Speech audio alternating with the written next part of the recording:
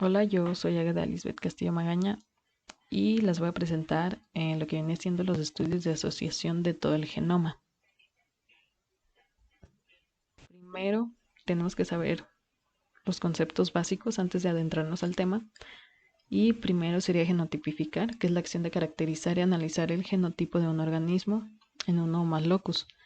Marcador genético, que es un segmento de ADN con una ubicación física conocida en un cromosoma.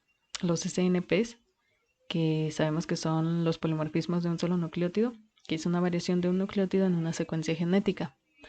Después variación genética, que es la variación que hay en el ADN entre individuos ya sea de la misma especie o de especies diferentes. Alelo, que es la forma variante que tiene un gen. Haplotipo, que es el conjunto de variaciones de ADN o polimorfismos que tienden a ser heredadas juntos. Genotipo, que es el conjunto de genes de cada individuo. El fenotipo, que constituye los rasgos observables de un individuo. Y la secuenciación de alto rendimiento, o simplemente pues secuenciación masiva, que es un método que se utiliza para secuenciar miles de millones de fragmentos de ADN diferentes, pero al mismo tiempo. Primero, ¿qué son los estudios de secuenciación del genoma? Pues es un análisis de múltiples variaciones genéticas que se da entre dos poblaciones diferentes. Una que vamos a llamar una población control y la población problema, o más adelante lo veremos como casos y controles. De acuerdo a la frecuencia de las variantes estudiadas, es posible realizar inferencias acerca de la relación entre estas y los fenotipos de interés. El diseño de los GWAS proporciona un enfoque no sesgado para ubicar en los mapas cromosómicos las variantes genéticas de riesgo frecuentes. Y este tipo de estudios buscan establecer una relación estadística entre las variables genéticas poblacionales y un fenotipo determinado. Se utilizan normalmente para descubrir el componente genético que asocia enfermedades de alta prevalencia.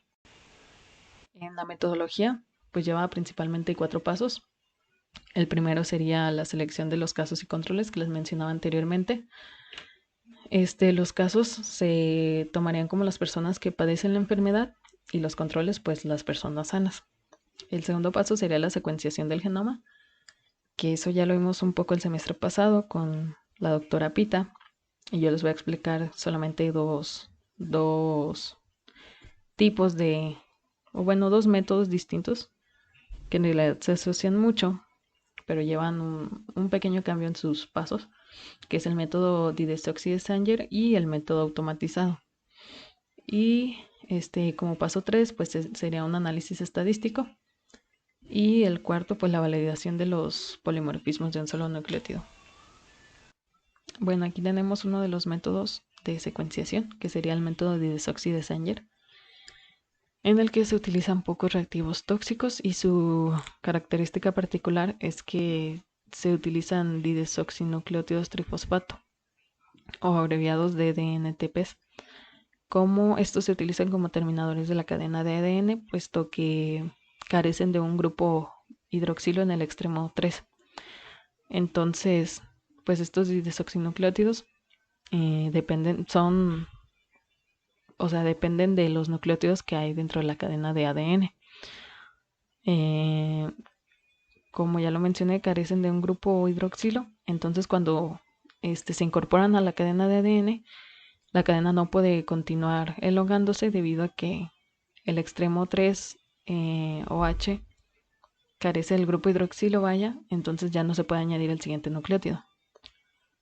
En el primer paso sería que se aísla y se clona el ADN que se quiere secuenciar y se desnaturaliza para trabajar solamente con una hebra.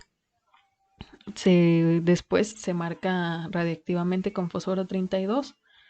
Normalmente utilizan el fósforo 32 o también se puede utilizar el azufre 35.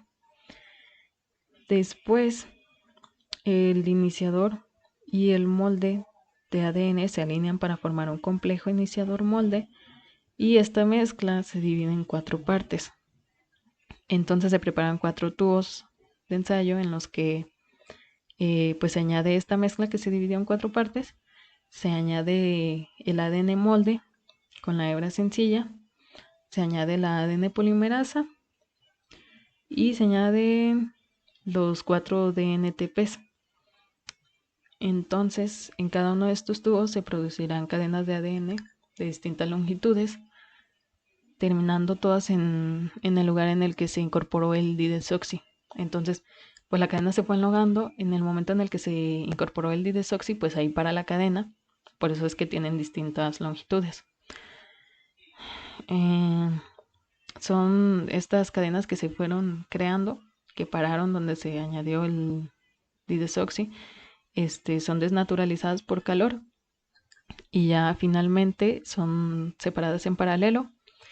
Cada mezcla se añade en un carril, en una electroforesis vertical, que como ya lo recordaremos se hace en gel de poliacrilamida urea. Y pues así es como se lleva a cabo este método.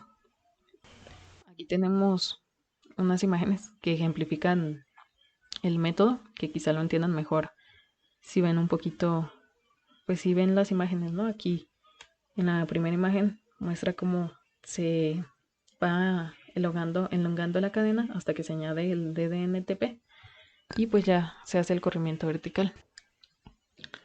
Y aquí tenemos otro de los métodos, que sería el método automatizado, en el que el marcaje radiactivo se suple con un método quimioluminiscente, en el que se utilizan fluorócromos.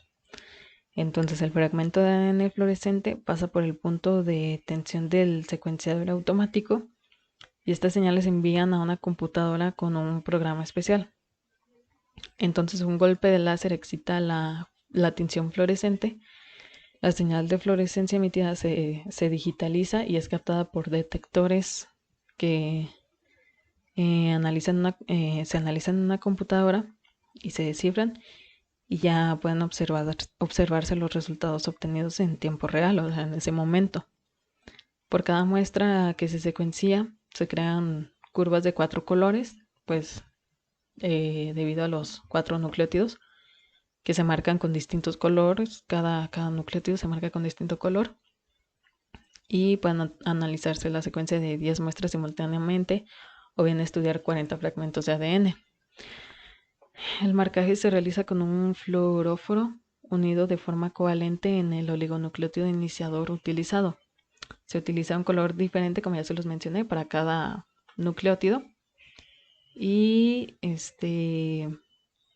se marcan como terminadores reversibles mediante la unión del fluoróforo a la base en el grupo 3OH, de tal manera en el que la ADN polimerasa aún la puede reconocer como sustrato. Entonces las mezclas de reacción se combinan en una electroforesis en un mismo gel y la información de la secuencia se lee directamente mediante la computadora. Aquí tenemos en esta imagen podemos ver cómo es que se lleva a cabo el proceso. Aquí está cómo es que la computadora envía los resultados en tiempo real y cómo se forman pues las curvas de cada color. Después vimos que el tercer paso era el análisis estadístico y pues aquí tenemos los tipos de análisis que se pueden emplear dependiendo de las variables. Podemos ver los resultados en una gráfica Manhattan o Manhattan Plot. Y pues aquí podemos ver que, bueno, no sé si alcanzan a ver, está muy pequeña la imagen, pero en la parte inferior están como los genes que se estudian y depende de la prevalencia o la constancia en la que estén en la selección de los casos y controles, pues aquí es como se muestra en las gráficas. Y eso sería todo por mi parte. Muchas gracias.